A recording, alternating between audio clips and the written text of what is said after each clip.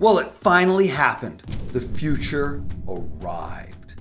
My Vision Pro got delivered on February 2nd, launch day, and I've had about 100 hours to learn the best things about it and the biggest fails, and I want to share them with you right now. My name is Dylan Stewart. They call me the MacWhisperer, and in today's video, I'm going to talk all about the Vision Pro and what's working and what's not working, so that maybe you can decide whether this is a device for you or something to just pass on.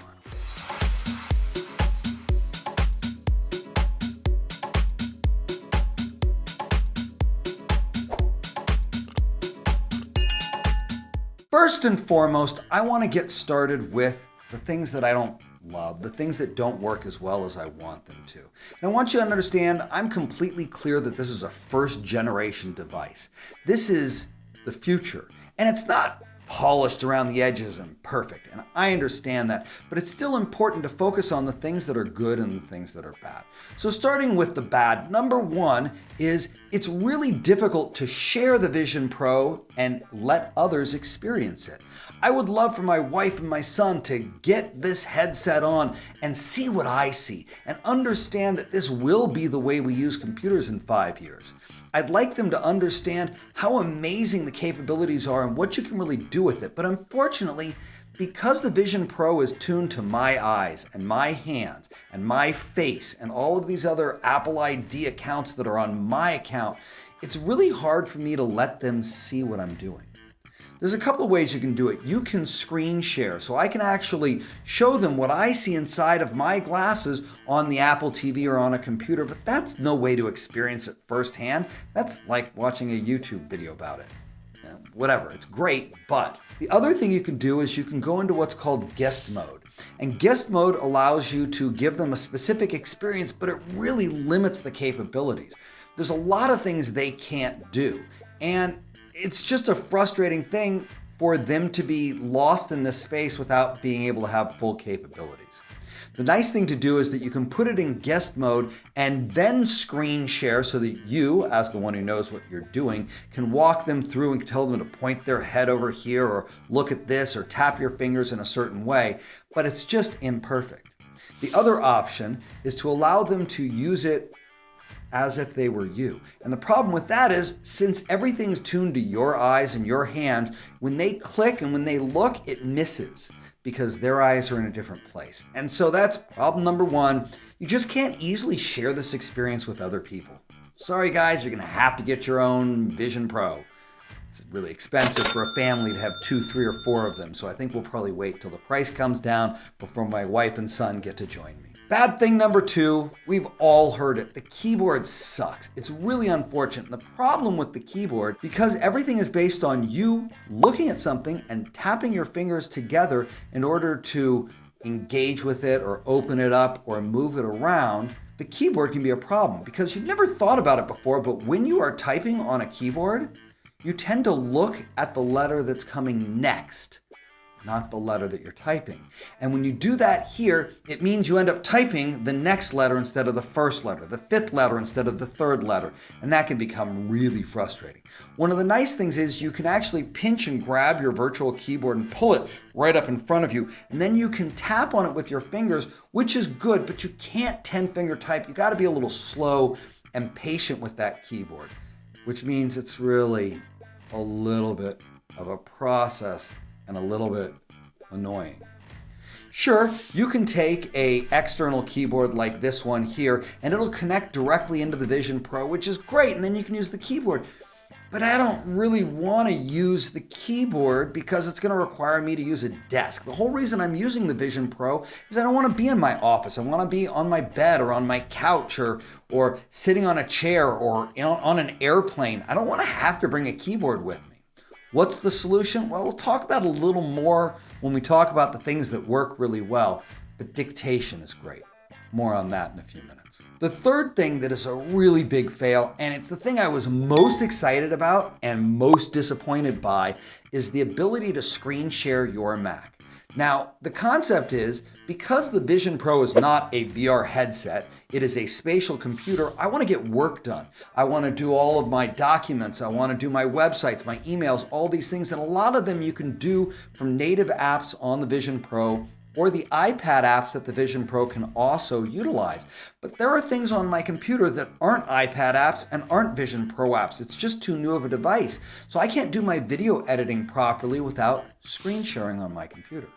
And there's a number of problems with the screen share on the computer. The first one is it doesn't always connect. It doesn't always work. I wanted to use it for this video and it took me forever, and then I just gave up on it, which is frustrating.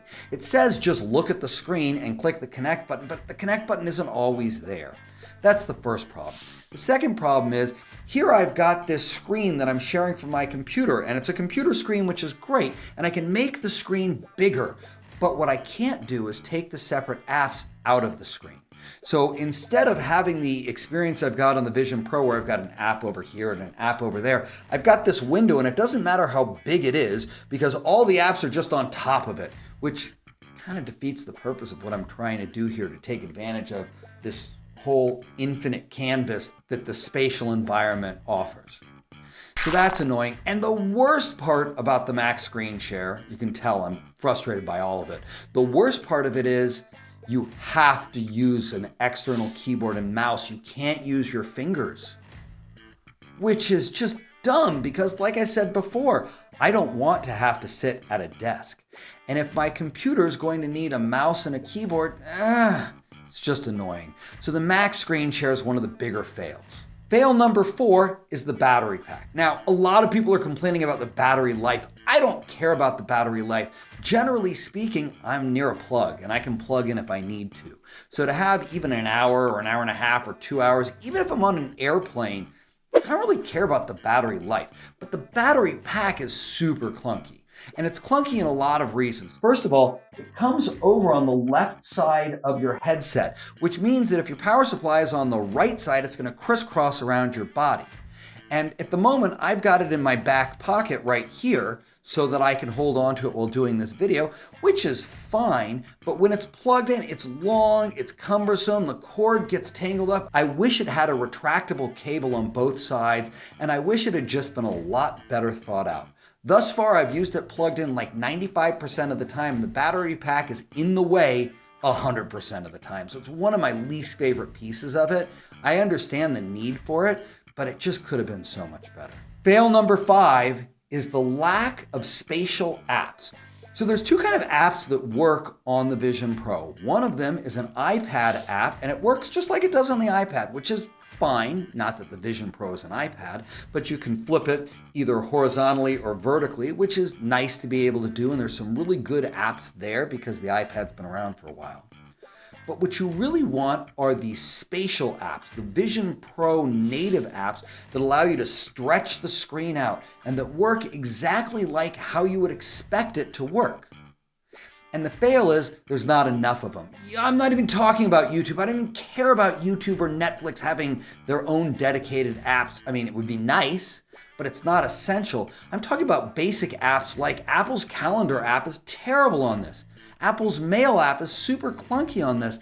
And even though they're supposedly native, they're not taking advantage of any of the spatial tools. You can't resize them in the way that you would want to, which is annoying. And then on top of that, there's 100 other apps that aren't spatial apps yet. I fought really hard to find a calendaring app that I liked. I finally landed on Fantastical, which I don't want to have to pay a subscription for because I already subscribed to a different calendar.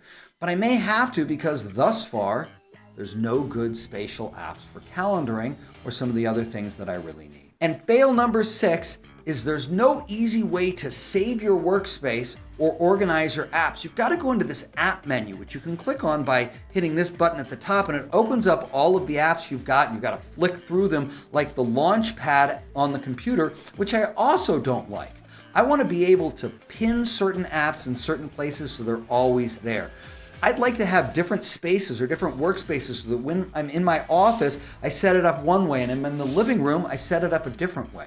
And I kind of wish there was a dock that was floating around somewhere that you could prioritize your favorite apps. It would be great if you could press on that little button, and instead of it just giving you all of your apps, it just gave you the ones that you'd pinned.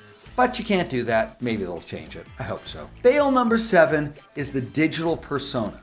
The digital persona is a way for people to see you when you're on a video conferencing Zoom call or Google Meet call or FaceTime call wearing the headset, because as you can see right now, you can't see my eyes. So the digital persona allows you to feel like you're talking to someone even when they're wearing goggles on their faces. So the digital persona is there to help you see and feel like you're connecting and relating to someone even when they've got this computer strapped to the front of their face. When I first got the Vision Pro and set up the digital persona, it was terrible. I did it a second time and I got it a little better, but even that I didn't feel comfortable using with clients or ever working with. But yesterday they released the beta version of Vision OS 1.1, which had a fix for the digital persona. It definitely helped. It's still not perfect. It's a little awkward. It's very uncanny valley digital. Better than nothing. And those are the worst things about the Vision Pro, the 7 things that most frustrate me. Now let's switch gears and let's talk about the 7 most awesome things about the Vision Pro. And we'll start with number 1. Watching videos is amazing. For many people, this may just be a replacement for their iPad or something they do instead of purchasing a big screen TV. If you live alone and you love watching movies and watching videos, this is a great device for you. It'll replace that iPad, that laptop, that big screen TV, and allow you to have the best screen you've ever seen wherever you are. And if you live with a lot of people, it's also great because you can just turn the dial at the top and zone them out and be in a movie. This weekend, I got on an airplane on Saturday. Yes, I was many people's first Vision Pro in the wild experience on Saturday morning, and I sat in this tiny little airplane seat on my way to a vacation, and I turned the dial and set the environment to a pristine white sand beach. And I watched a 3D movie in full screen that was unbelievably immersive. Forgot there was someone sitting right next to me. Didn't even think about it. So watching videos is amazing and it's probably the best thing about it so far. Number 2 on the list is Siri and Dictation. If you've been waiting to really get good at Siri and you never dictate, you are missing out. It is one of the best functions of the phone and the iPad and the computer, and I use it all the time. In fact, I use Siri and Dictation more than almost anything else I do on the computer. If I can't use Siri, I won't use the app. It's kind of why I prefer Apple Music to Spotify, because Siri just works better with Apple Music. And the dictation is great. So when you hit that keyboard that just doesn't work very well, and you click on the little dictation button and you can say it all out, unbelievable. I'm finding more and more ways to use Siri to open a window, to open an app, to do a Google search, or all sorts of other things, to play a song. I'm using Siri on this device because it's just easier. Once you've got your eyes, your fingers, and your voice engaged, the Vision Pro is an amazing device. Good thing number 3, thank God you can open iPad apps here, because the Vision Pro is so new and the ecosystem is so fresh and there's so few native apps that it's a lifesaver to be able to reach into all those hundreds and hundreds of iPad apps that do a lot of the functions you need.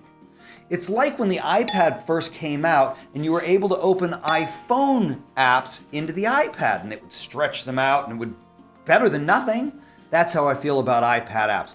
Better than nothing. It saved my butt with my password management program and the copy and paste manager that I use and about 5 or 6 other apps that if I couldn't use the iPad app, I just wouldn't be able to do that functionality. So I'm really excited to explore more iPad apps, and I think it's great that Apple allowed those to work in the Vision Pro even if they're not native. And number 4 is awesome, and it was something I had really dreamed about for the Vision Pro, but until actually using it for an extended period of time, I wasn't sure it would happen. So yesterday, I got about a 4-hour stretch of using the Vision Pro and working. And the ability to be productive and multitask is so wonderful, because no matter how big your screen is on your laptop or your computer, it's got edges. And so you're constantly dancing with like, I gotta have this here and I gotta have that here, and things are overlapping and you can't get in front of anything. And it just feels like you're just looking at a pile of windows. With the Vision Pro, I can toss windows into different corners of the room super easily. So I can have my clock up here, and my notes are up there, and Safari's in front of me, and emails over here, and messages are over here, and the ability to just spread out those apps. I sit in a chair that rotates, and so I can just rotate from the left to the right and respond to a message over here and send an email over there and do a little notes over here and watch a video over there. The ability to use your 360 degrees of space is a game changer. One of my favorite things to do is to take an app that I need to check regularly, like my calendar, and toss it up on the ceiling. Then whenever I've got any question about my schedule, I go, nope, I can't do Friday. And I don't have to move the window around. The ability to be productive and multitask in this infinite canvas is absolutely amazing. Good thing number 5. I had an Oculus for a long time. It was okay. Didn't really do much more than gaming on it because it was not integrated with my Apple ecosystem, which is super important to me. But what really frustrated me about it was the controllers. They constantly ran out of batteries. They constantly didn't connect properly. If I set one on a counter because I didn't need both controllers for the game, the Oculus would remind me that it was sitting there all the time and be like floating in space. It was just the dumbest thing. I love just being able to use my fingers and look in different areas and do a quick scroll maneuver and never need a controller. That is beautiful. And it's what Apple does best, integrating the technology with us so that it feels like an extension of who we are, not this whole other device. I never felt comfortable on the Oculus Quest. I never will use it again because of that. And number 6, I know we talked about the battery pack as a negative, but I just want to say I love the fact that I can use this device while plugged in and that the battery is easy enough to take with me when I want to walk into the other room or do something else. The ability to use it plugged in is super helpful because I'm usually in my office or somewhere near a power cord. I always had the problem with the Quest that every time I went to use it, it was out of batteries and there was no easy way to use it and plug it in. It was super inconvenient. So to have the battery pack and even be able to buy additional battery packs and be able to have the battery pack plugged in most of the time, winner, winner. Super awesome. And the number 7 best thing about the Vision Pro is the ability to toggle from an immersive environment to an interactive environment.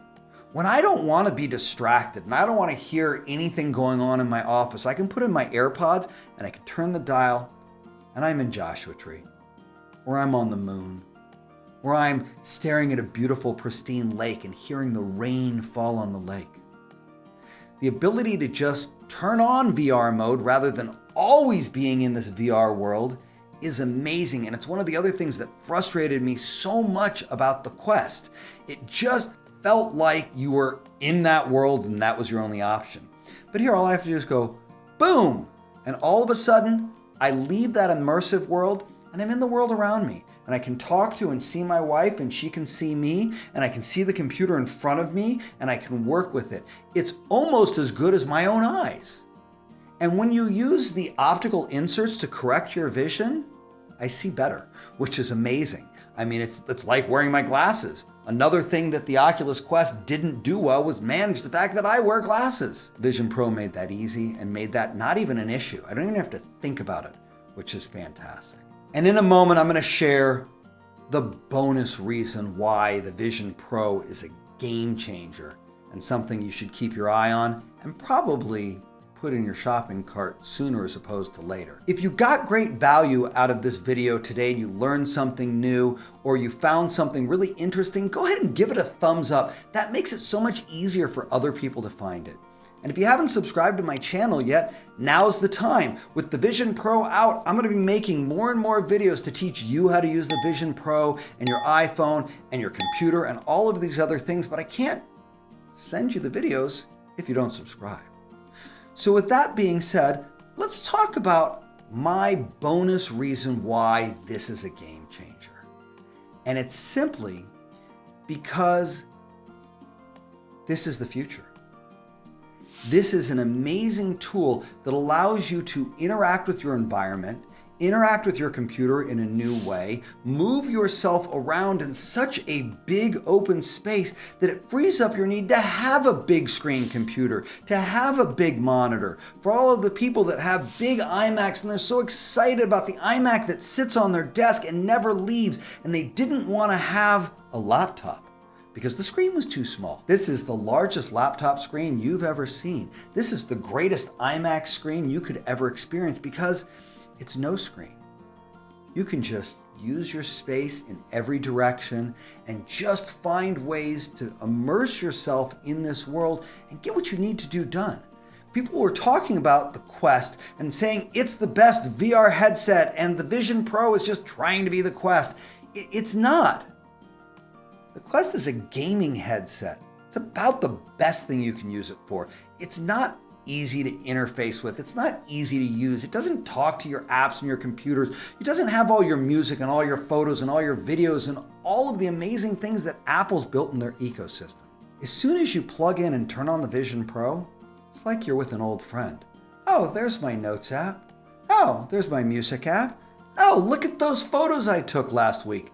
That's amazing.